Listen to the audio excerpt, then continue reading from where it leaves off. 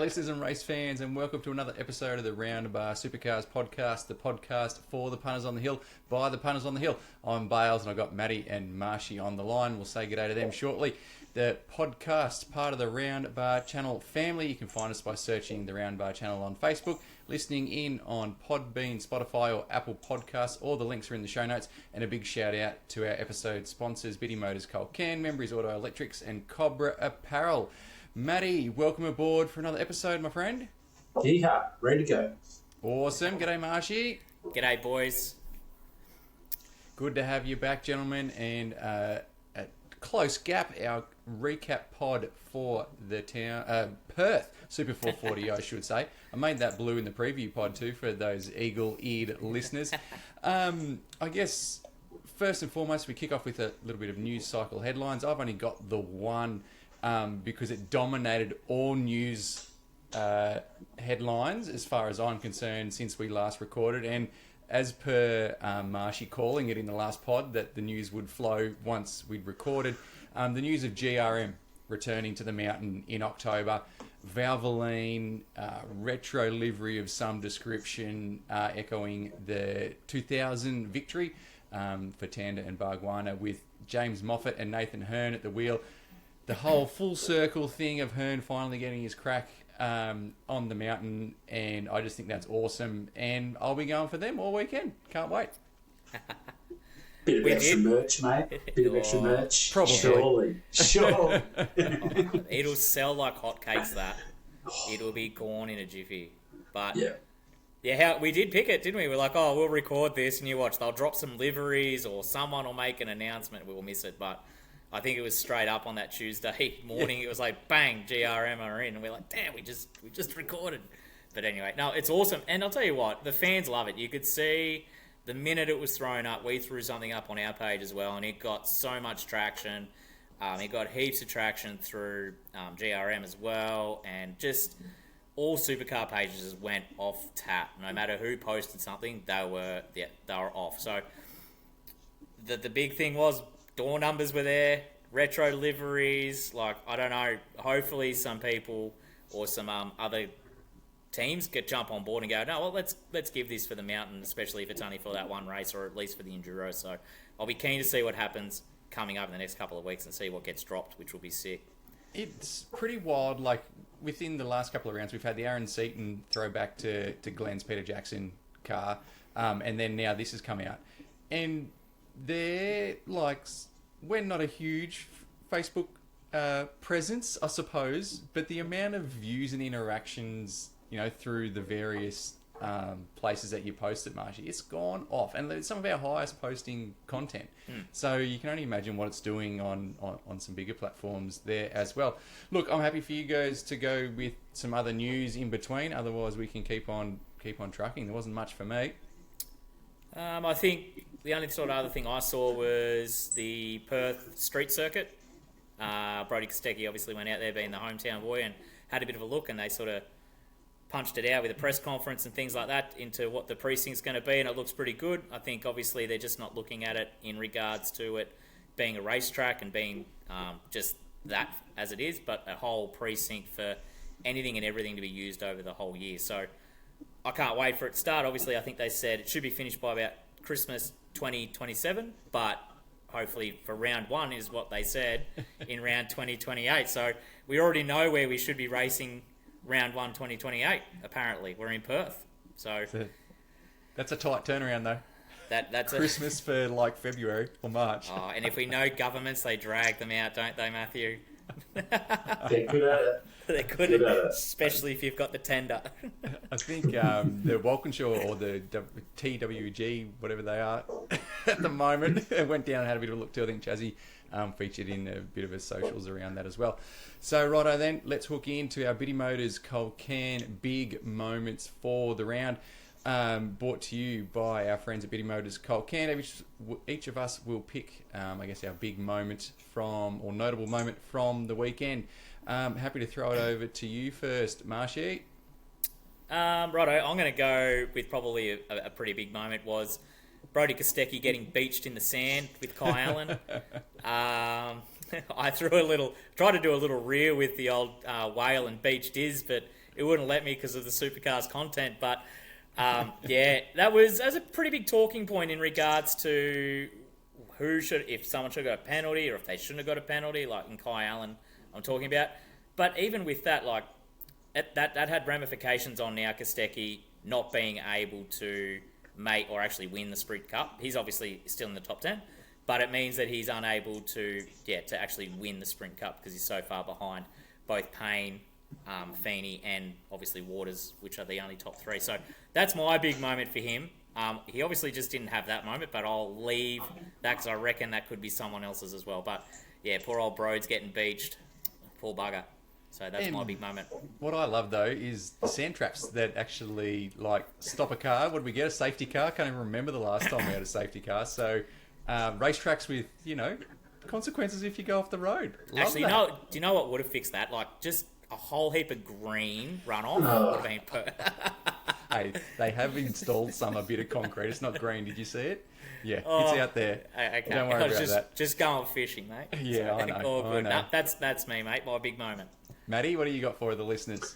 I'm kind of going to leverage off the pod we did pre-Perth and just jump straight back on top of the young drivers. I think so. If we look at Kai Allen, Ryan Wood, Aaron Cameron, especially Aaron Cameron, had a pretty good crack at it. So I think just to really highlight the way those younger drivers are starting to come through the pack. I thought Rylan Gray, I watched him pretty closely over the weekend. He kind of feels like he's right on the cusp of that, just can't quite get that full race put together, I suppose. So I think he's got pace. Like he's been there or thereabouts in the top 10, and then just kind of loses it a bit through the race. So I reckon he's kind of starting to prime himself and get used to racing on the big stage.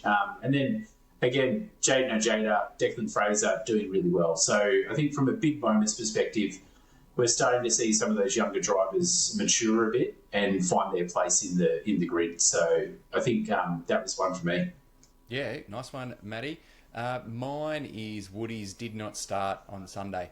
So, he and Chaz have sort of found themselves in that back end of the top 10 in terms of our finals race. And with one round to go at Ipswich, that puts a fair bit of pressure on the number 2 side of the garage to make things happen in Ipswich and for the next round to sort of make themselves qualify into that finals race. So we know that's not the only race he hasn't finished for the year, so it's not great. So in that space, but that brings to you, our listeners, our Biti Motors Culcairn big moments, and we'll move on into the Bosch Power Tools Perth Super 440 recap proper.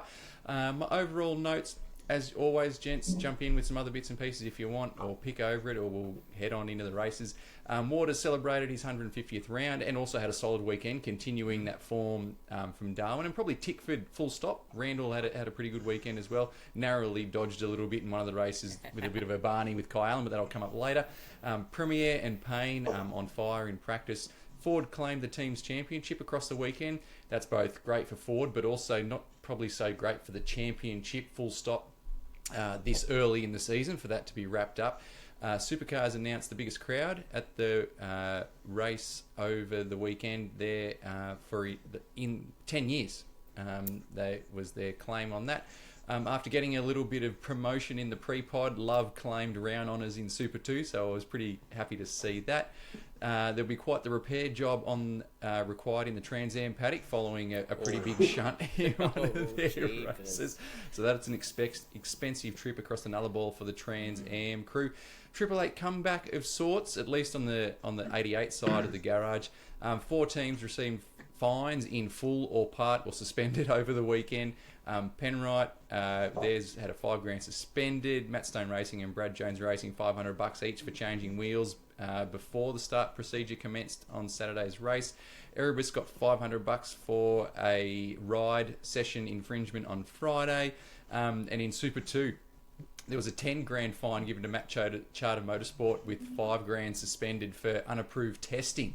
while a host of other drivers got in trouble for disobeying race direction for passing the control line after practice. So it was all happening there in Wanneroo over in Perth. Any of those tickle your fancy? You want me to press on, gents? Oh, there's a lot there, but I reckon press on. 10 grand. I reckon the Trans Amps, they were good value. They are great value. Into it. They were fast. They're bumping each other around. There was action. They were in the sand. There was some dings and bings. I thought it was great racing all weekend. So massive good. ups to them. Yeah. Yeah. I went to Winton a while back. I'm going to say it's maybe 3 or 4 years ago. They weren't supporting supercars. It was just a standalone weekend, and they sound epic. Yeah. And they race, as you know, you see on the telly. But being there live, a full grid of them it's really good stuff. So yeah. Do we know the lineup for Bathurst yet? As in, what's the supporting categories? Because that'd be sick. Oh, it probably is there. I haven't got it offhand for this particular pod. Race 23, first race for the weekend. Obviously had practice with Ojeda and Fraser and Payne sort of doing well in that space on the Friday afternoon. Saturday saw our race 23. Payne, Wood and ADP are our top three. Pole was Payne. Kostecki, Ojeda, Stewart, Bates also copped a penalty for post-qualifying on Saturday as well. ADP did well in what was a rough weekend for Chev. Andre was good for BJR in that race. Gray, as sort of Matty touched on, in the 10 and thereabouts for that one. Kostecki and Allen came together, which resulted in Brody in the sand trap, as Marshy's alluded to already. And from that moment with the safety car, Payne really just controlled that race with about 7 odd laps to go.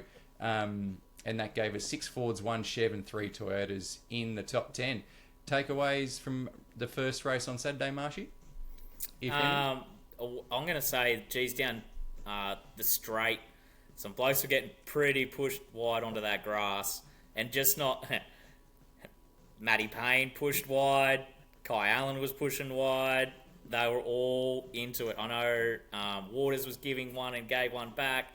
Like, it was good. It was fair. It wasn't dangerous like we'd seen in New Zealand, where it was like literally where we turned in on each other and were trying to smash the bejeepers out of each other. But I think, they were basically coming in and just pushing you onto the grass, and the bloke was like, no, I'm not going out there, and just bang straight back in there. But I think, it was a great sort of opening race, and I feel like it was probably the better race out of the two that we had, just a bit more action-packed and those kinds of things. But I thought it was a good race. So bumping and grinding and getting some damage and not getting pushed around, which I think's good. And in the end, Gray finished 10th and Randall sort of 9th and Heimgartner 8th. So it was just good to see, particularly Heimgartner and Gray sort of finished in that space. Matty, takeaways from race 23?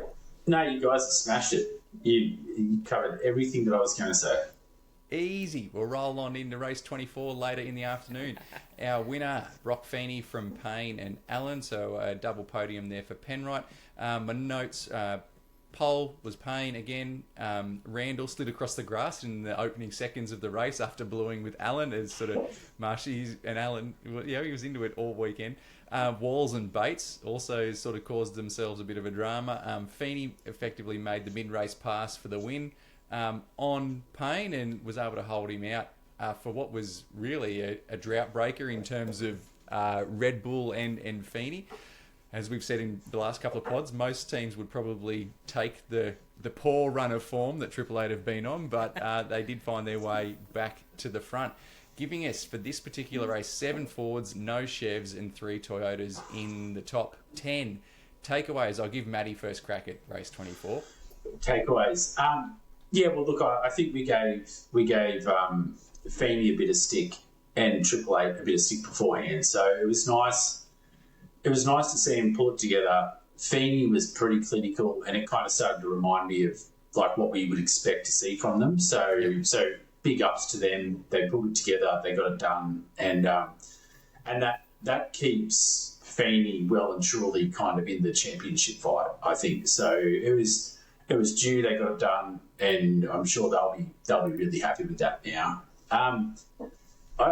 The only other point I had from that race was I'm starting to get blown away by Grove's consistency now. Like, I think they're well and truly announced themselves, but now they're just starting to pull it together. And our friend Jack, it's just all happening. And for them, I'm really happy to see just the way they're in the window, and they're in the window so much, and it just and then when you see Payne just start to pull all the laps together, like it's kind of poetry in motion. So really really happy for what they're pulling together. I think it was a pretty cool race to watch that play out, and the strategies they're starting to put into place and get the benefits from.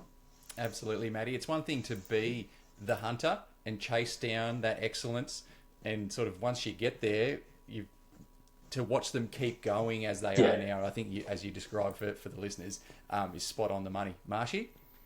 I think, as we discussed earlier on and in the we didn't want to wake the giant, but I feel like he's sort of back there and in his groove with Brock Feeney. Will Brown's qualifying is killing him. Absolutely killing him. Like, he started this race 12th. The last race he started 13th.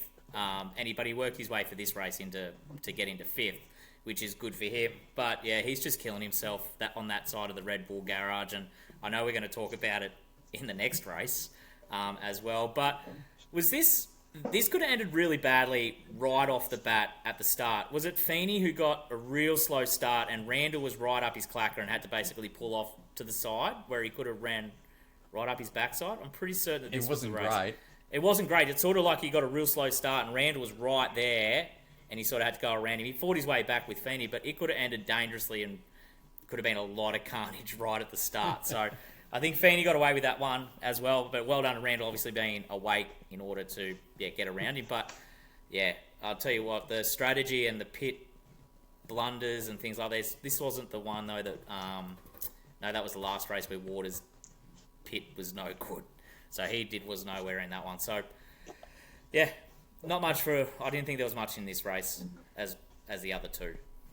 A positive for that particular race is the start time for people on the East Coast. 6 o'clock racing. 6 o'clock. Yeah. Oh, yeah. Or 6:10 or something. Love that. So good. So, took us into Sunday for race 25. So, we had two 120k races and then... two 120k races, and then we had the 200k race on Sunday. A little bit longer for race 25. We had Payne, Feeney, and ADP. That's not right. He didn't come third. Who came third on Sunday? Who came third Sunday? Kai Allen. Kai Allen. No. On Sunday, it was Deepak.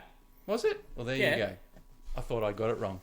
Payne, Feeney, and ADP. Pole was Feeney. Again, as you were about to say, bad quality for Brown, but also Allen came from 23rd in that particular race. Woods did not start with the airbox issue that we covered off in our Biti Motors Culcairn Big Moments. Brown penalised for contact with Gray on the opening lap, which wasn't great for either of them really, but particularly for Gray. But hey, he's in the right place if he's mostly fighting a Red Bull Cup. As long as Brown's qualified okay, which it was middle. Fuel flow issue in the pit stop for Kostecki left him absolutely seething on the radio, and by and large it's probably a category issue because it's not the only team to have had it across the journey. Wingcup was particularly outspoken of their second place finish afterwards. They thought they probably should have done enough to get that win. And Allen drove from 23rd to 5th on Sunday and was under investigation at one point for a tyre pressure breach, but ultimately had no drama. Both Payne and Feeney finished by the skin of their teeth, really, with their wheels or tyres all but hanging off their wheels. And that left us with 6 Fords, 3 Chevs, and 1 Toyota in the top 10. Matty, thoughts on Sunday's race? Aaron Cameron, solid race and solid finish. Yeah, 7th. Yeah. And I think that look, don't quote me on this, but I think it might be his best finish for the season. He might have. Did he He might No, have you got got a but, podium at got a SMP. podium. All Did he? early Okay, doors. yeah. That was a long way away, though, mate. So yeah, I'm not going to remember that far. But no, look, I think pulling together the race, cementing another kind of top 10 finish was the highlight for me. As I said, I like just watching where the younger drivers start and then where they end up through the race, because that's a good measure of kind of how they're able to keep their concentration and really apply it through the heat of the race. And I thought he did well. Only other point is Ryan Wood. A bit of heartbreak. I can't remember what happened, but the fact that he's got another DNF, that's a problem. So it's going to make it really hard, or potentially compromise kind of the end of season machinations for him. So yeah, not ideal. For sure. Marshy? Yeah, I'm gonna say I loved seeing the rejoins out of the pit exit as well. There's a bit going on. Aaron Cameron was one, he didn't yield. I think it was Thomas Randall was one as well, he didn't yield. Obviously Matty Payne and Brock Feeney, that was one as well. Just, you know what, I want that position and I'm not going to give up. You've come out of the pits and I am here and I'm just going flat knacker and taking it on. I think it was a good race. The strategy of Penrite, I think, shocked everybody. Like, he came in on lap 30 and, he ran long as well. And you're going to go, he's going to run longer on this tyre so that he can then have fresh tyres and just blast us away at the end. Coming in after, I think it was 15 or 16 laps, it's just like, hang on a second, what's going on here? Where would this strategy have come from? So I feel as though the way in which, as Matty already had pointed out, their strategy and the way in which they're trying to do things and change it up a little bit is catching people off guard. And once you do that, you've got to change everybody else's strategies. Like, Feeney was not coming in at that point of the race. He was going, you know what, I've only been in, I think he was probably 5 lap tyres before him, and he was not coming in for probably another 10 or 15 laps. So he was like, gee, this is early. Like, for them to then have to change their strategy to counteract, obviously, Penrite's, I think that change and just that strategy changes the race, which is fantastic. And we probably wouldn't have got a close enough race if it didn't happen like that, which I think was really, really good. And just, I think they were hoping that there wouldn't be a safety car and then get caught out in that regard, because usually, as we know at Wanneroo, there's going to be a safety car later in the race where someone goes in the sand traps and you don't get out. So I think, they were obviously covering for something like that, but I don't know, good on them for just trying something completely different out of the box, and they got it right, which was great. Again, Kai Allen, 23rd, all the way through to 5th as well. Like, that's just carving up through the pack. But yeah, well done. I think Penrite are fast. They are. They're on. Could not agree anymore, Marshy. Your analysis in that one. So, from our 30 spots across the weekend, we had 19 Fords in the top 10, 4 Chevs and 7 Toyotas. So that's the equal lowest for Chev and for any manufacturer over a weekend of a 3-race weekend. And Toyota have kind of floated around that 5, 6, 7 podiums for a weekend. And clearly, if that's the case, Ford have been, and they've claimed the championship, they've been dominating, as we covered off earlier on. So our drivers' championships, our top 5 are Fords: Payne, Feeney, Waters, Kostecki and Allen. First Chev with ADP in 6th, Will Brown in 7th, Chaz and Wood 8th and 9th, and Jack LeBrock is hanging on to 10th at the moment by 20 points ahead of James Golding. Randall is about 99 points back from there in 12th, and Heimgartner is 9 points back from Randall. So that's those positions for the 10, 11, 12, 13. Even though Jada, 14, super tight. There's a bit of a gap between 10th into 9th of nearly a couple hundred points. So watch this space on that one. In the team's championship, Penrite leading the way from Triple Eight. Tickford Racing in 3rd, and Walkinshaw TWG hanging on to 4th and Team 18 in 5th before it falls away from there. Our season wins see Kostecki at 6, Matty Payne at 5, Feeney at 5, Allen at 2, Waters at 2, ADP at 2, and 1 apiece for Wood, Mostert and Heimgartner. Our polls are led jointly on 5 each with Matty Payne and Brody Kostecki. And our next Supercars event is the Century Batteries Ipswich Super 440 in August, of which Payne will take in a 118-point advantage over Feeney as we look to wrap up the Repco Sprint Cup at that particular race in a few weeks' time. And this segment and the larger part of the pod brought to you, our listeners, by Biti Motors Culcairn. Alrighty, team, time to roll on in to Cobrapparel Snakes and Ladders, our segment powered by the crew at Cobrapparel. And Matty is going to give us an update on where we sit with our teams that we picked at the beginning of the year. What have you got for us, Matty? Oh, I've got a little bit. Okay, so another really good round for very specific reasons, which I'll be talking about in a minute.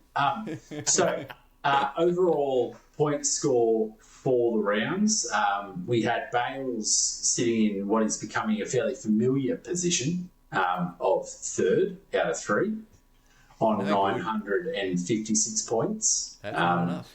Sitting about 169 points behind Mr. Marsh on 1,125. And then yours truly, 32 points ahead on 1,157, so 1,157. So I've managed to grab myself another round win, which is lovely. I did think today when I was doing the point score, it might be worthwhile doing race wins as well, because then we can kind of like when we report the races, you can see who's won like the most races of the year. But anyway, let's not move away from the fact. Are you trying to go see how many rounds you've won? Look at this, just a little extra way to work out just how well I've done. But anyway, so to round out this Perth round, we have Bails, Mr. Bailey, on 8,629 points, sitting 345 behind myself on 8,974, and I've closed the gap by 32 points to Mr. Marsh, who sits 122 points ahead of me on 9,096 points. Ooh. So starting to get a little tighter at the top of the table, but Bales has some serious work to do, and I suspect Mr. Kostecki needs to pull his finger out if you're to do very well moving forward, Bales. He definitely let you down this week. Well, we know those big races are coming up at the Bend and the Bathurst 1000. Anything can happen across those weekends. So here's one that we haven't probably talked about yet, and we haven't talked about it offline either. Are we having Sprint Cup champion and Enduro champion, and then overall champion? Because I feel like Bales could sneak up and get an Enduro. Well, maybe qualify for the finals. Yeah. What do you reckon? I guess that's a big call from the person leading the competition at the moment.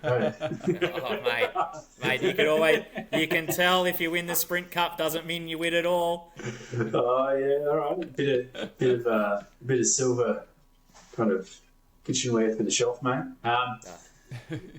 I'll consider it in the post round wrap that I have with myself, Marshy. So I'll consider the feedback as noted, and it'll come up maybe within the next 3 to 8 weeks between races we have at the moment. So I think we've got 2 more weeks. 2 weeks. 2 weeks. 2 weeks. I just having a bit of a chat. Have a chat with yourself. Yeah. How can we get you? No, that's good, mate. Good work. That's it. So it's all tight, going well, and we'll have an update after the next round. Absolutely. Thank you very much, Matty, for keeping the listeners up to date. And a big thanks to our friends at Cobrapparel for bringing us this segment. Rightio team, time to hand it over to Marshy for what's been happening abroad. What have you got for us, pal? Well, this week's pretty easy. There's zero. There's absolutely nothing. I think the rest of the world has gone, let's take a leaf out of Supercars book and not race at all. No, we got F1 on their summer break, which they have, and we all know that. So I think they got 3 or 4 weeks off. NASCAR didn't race this weekend, but they're racing this weekend coming, and so are IndyCar as well. So I'll have a little bit more, obviously, to do once they fire back up and get into it after this weekend and heading into our pre-Ipswich post. But yeah, absolutely nothing, which would made my Monday morning a little bit easier trying to catch up and follow it, and then I had a decent night's sleep on Sunday night as well, not having to watch F1. So yeah, it's been good. But other than that, no international news at all yet. Other than the Commonwealth Games.